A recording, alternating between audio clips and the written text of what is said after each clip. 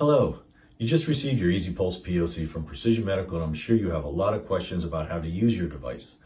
Don't worry, today I will go over everything you need to know about using and caring for your EasyPulse POC. The first thing we need to do is set up your device. So to set up your device, we need to charge it. So we're going to get our power supply. Power supply comes with a brick and a power cord. You have your power cord gets plugged into the wall, and then it will get plugged into your power supply, and you'll know it has power because there's a little green indicator on here that's going to light up. The next thing we're going to do is we're going to take the adapter that's on the other end, and we're going to plug it right into the side of the unit. You'll see there's a little charging port right there. We're going to plug it right in. When we plug it in, the battery indicator will light up. As you can see on here now, it has one light is fully charged and the other light is blinking. That's telling me there's 4 lights completely. So when all 4 lights are lit up, then the device is fully charged. As you can see on this device, because we did the same thing, we just plugged it into the side, and now this is showing us that all 4 indicators are lit up and our device is fully charged and ready to use.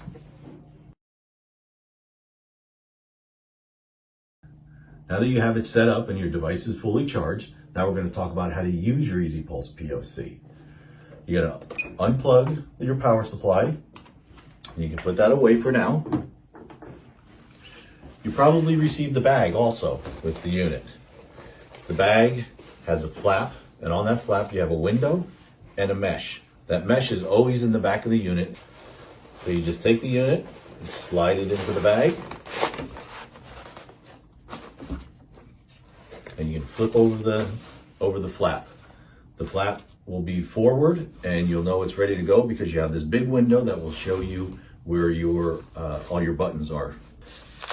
To get to your controls, it's easy. You just un-Velcro it, and you can turn on the unit and show that I'm on a setting of 3 because the light lights up. The next thing we're going to do is we're going to attach the cannula. First thing we're going to do is we're going to take our cannula and attach it to the outlet. And then we're going to take our cannula, and on the other end is the part that will go into your nose. As you can see on the end of here, there's 2 little bumps. They're called nares. These nares fit into your nose, and that's what delivers the oxygen to you when you're breathing. As you can see, maybe you can, maybe you can't, but they are bent slightly. And we want to make sure that the nares are pointed in towards you when you put it on. To fit it properly, all you do is you put the cannula up to your nose, and then it goes right over your ears, just like that. Now that I'm ready to go, we can take the bag. I can either put it on my shoulder and wear it that way, or I can wear it across this way, which helps to alleviate some of the weight and spread it out a little easier. Now we turn the unit on, and we're ready to breathe. All you have to do is breathe through your nose. When you breathe through your nose, you will feel a bolus or a pulse of oxygen that is delivered every time you inhale.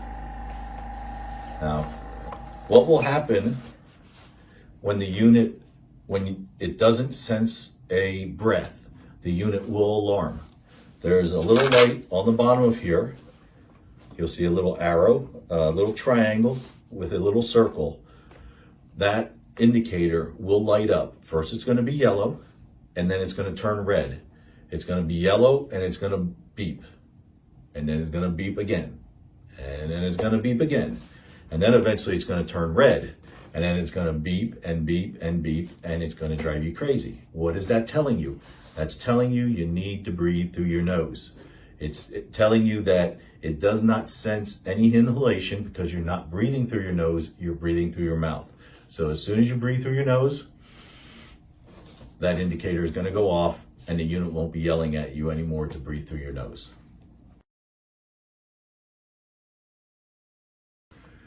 In order to get the most out of your portable oxygen concentrator, proper maintenance is very important.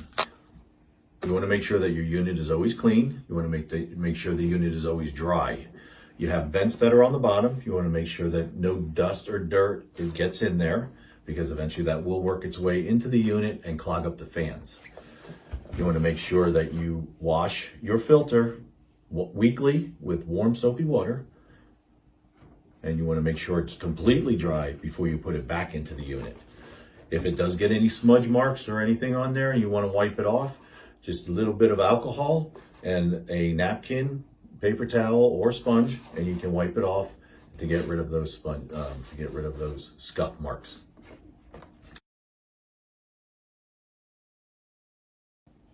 Last but not least, here are some precautions you should take.